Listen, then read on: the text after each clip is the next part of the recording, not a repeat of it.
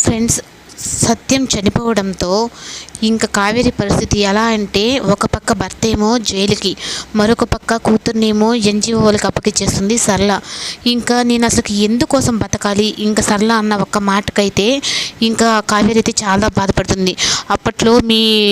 మీ అమ్మ వల్ల మా మామయ్య గారు చనిపోయాడు, ఇప్పుడు నీ వల్ల మీ నాన్న వల్ల మా ఆయన కూడా చనిపోయాడు, ఇంకా ఎంతమందిని మీరు పొట్టం పెట్టుకుంటారని చెప్పని అనేటప్పటికీ నేను అసలు బతికి ఇంతమందిని బాధ పెట్టాలా అని చెప్పని కావేరి, అలాగే ఇంకా చిన్ని కూడా తనకు వెళ్ళిపోయేటప్పటికి ఇంకా బోర్ని ఏడుస్తూ ఉంటుంది. బాలరాజు అయితే మాత్రం నేను ఏ తప్పులు చేసిన రోజులు బాగానే ఉన్నాను, కానీ ఏ తప్పు చేయకుండా నా చేతిలో సత్యం బావ ప్రాణం పోతూ ఉంటే నేను ప్రాణం విలువల ఆడిపింది. అసలు ఇలా జరుగుతుందని ముందేగా నేను ఊహించుకొని ఉంటే ఆ నీచుడిని ఆ రోజే నేను అంతం చేస్తుందను అని చెప్పని ఇంకా సత్యం చెప్పే మాటలైతే, దౌర్భాగ్యానికి నేను బలైపోయాను, నా చెల్లిని కోడల్ని నువ్వు కాపాడు బాలరాజు, నన్ను క్షమించు అన్న మాట అయితే పదే పదే బాలరాజుని చాలా వేధిస్తూ ఉంటుంది. ఆ మాటకి బాధపడుతూ ఏం చేయలేని పరిస్థితిలో చిక్కొని ఉన్నాను అని చెప్పనని ఇంకా జైల్లో ఉన్న గోడలను అయితే కొట్టుకొని చెయ్యంతా రక్తం వస్తూ అట్లాగే ఉంటుంది. అప్పుడు ఇంకా అక్కడ ఉండే కానిస్టేబుల్ అయితే, ఏంటి బాలరాజు నేను విన్నది ఇది నిజమేనా అని చెప్పనంటే, అవును బాబాయ్, నేను ఏ తప్పు చేయలేదు బాబాయ్ అని చెప్పనంటే, అది నేను నమ్ముతానురా, కానీ సాక్ష్యాలన్నీ నీకు విరుద్ధంగా ఉన్నాయిరా, నువ్వే చేసావు అని చెప్పన్నట్టుగా చెప్తున్నాయిరా అంటే,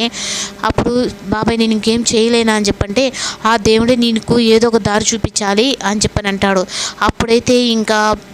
బాలరాజుకి అయితే ఇంకా దేవుడే ఒక దారి చూపించాలి అని చెప్పనంటే, పోలీస్ ఆఫీసర్గా ఉండేది ఇంకెవరు, ఏఎస్పీ విజయ్ ఉన్నాడు. అందుకని చెప్పని మొత్తం అయితే తనతో చెప్పి, తర్వాత ముందు కావేరిని చిన్నిని ఎలా అయినా కాపాడుకోవాలంటే ఏఎస్పీ విజయ్ వల్లే అవుతుందని చెప్పని ఇంకా హాఫ్ టికెట్ని అయితే ఇంకా కానిస్టేబుల్ ద్వారానే రమ్మని చెప్పని తనకు పంపిస్తాడు. ఇంకా హాఫ్ టికెట్ అయితే వచ్చిన తర్వాత అప్పుడు పోయి ACP Vijay sir phone number తీసుకొనిరా, నేను మాట్లాడతాను, అప్పుడు ఈ విధంగా జరిగిన విషయం మొత్తం అయితే చెప్తానని చెప్పి అనేటప్పటికీ ఇంకా హాఫ్ టికెట్ అయితే మేఘాల మీద పోయి అప్పుడు ఏసీపీ విజయ్ సార్ కాడి నుంచి ఫోన్ నెంబరు ఫోన్ తీసుకొని వచ్చి అప్పుడు ఇంకా తయారా అయితే తనకైతే ఫోన్ చేస్తారు. చేసిన తర్వాత అప్పుడు మొత్తం అయితే కావేరి గురించి, అలాగే చిన్ని గురించి, నాకు బాలరాజు గురించి మొత్తం నిజమైతే, దేవా గురించి కూడా మొత్తం నిజమైతే చెప్తాడు. ఇంక ఏసీపీ విజయ్ ఫోన్ ఎత్తి మాట్లాడిన తర్వాత, సరే బాలరాజు, నీ భార్య ఏ తప్పు చేయలేదని చెప్పని అంటున్నావు, కానీ ఇలా